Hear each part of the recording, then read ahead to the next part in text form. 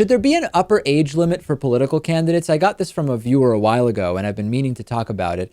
We have a lower age limit, right? You have to be 35 to be president or vice president. You have to be 30 years old to be a U.S. senator. You have to be 25 years old to be a House of Representatives member. In many states, you have to be 18 or 21 for various local offices, whether it's mayor or whatever else it may be. What about an upper age limit? And there are different arguments that people sometimes make for saying, okay, you have to be at least 30 to be a senator, but you can't be more than 72, for example. One argument is give others a chance. If we force retirement on high-level elected officials, we will get more people in, and that will simply be better. The counter argument is you might be forcing out really good people who actually might be doing a really good job. You might say career politicians are bad, but they might actually be uniquely qualified and good or whatever. I'm kind of speaking in a utopian sense because we do know that so many of our members of Congress and Senate are basically plutocrats that are maintaining the status quo. That's an absolute disaster. You could make a scientific or medical argument. You could say there are reasons why someone younger than 30 has not yet had the maturity and development that we want if they're going to be in that position.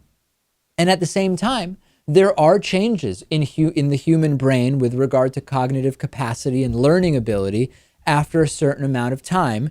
And they should also be excluded from being senators or other high-level elected officials.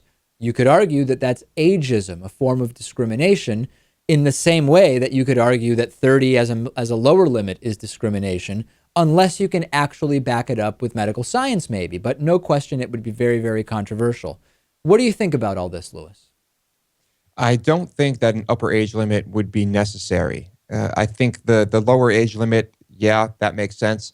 But I think voters think about an upper age limit on their own. I think consciously or not, I think that's considered when they're looking at the candidates. It may be, but let me push back in a different way, which is statistically we know that incumbency has a huge impact and that the candidate with the most money tends to win something like 85% of the time. Compound interest works best the longest you've been waiting for it to work, meaning it disproportionately favors older people.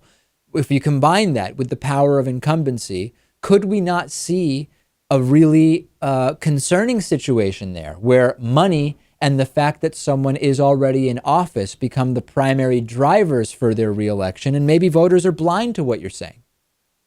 I think that to some extent is happening. I'm a big fan of just term limits. I think there should be one presidential term of 6 years and term limits for Congress, definitely. That's the alternative. That's what we ultimately would get to. And it's what I arrived at when I was thinking through this, which is, keep the lower age limit or get rid of it, whatever.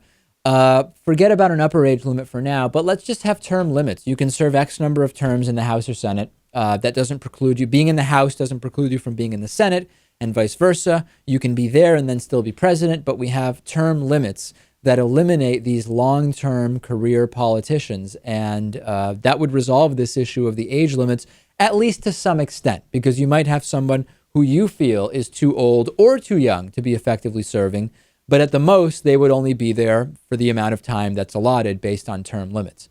Send me your thoughts on this. Ageism, a pragmatic approach to legislation. What do you think of term limits?